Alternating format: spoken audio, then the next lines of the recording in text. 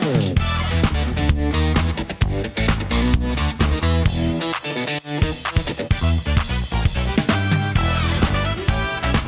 าให้ความสำคัญในเรื่องของ creativity เรื่องของคอนเทนต์ที่มีคุณภาพถูกต้องและจริงใจต่อผู้บริโภค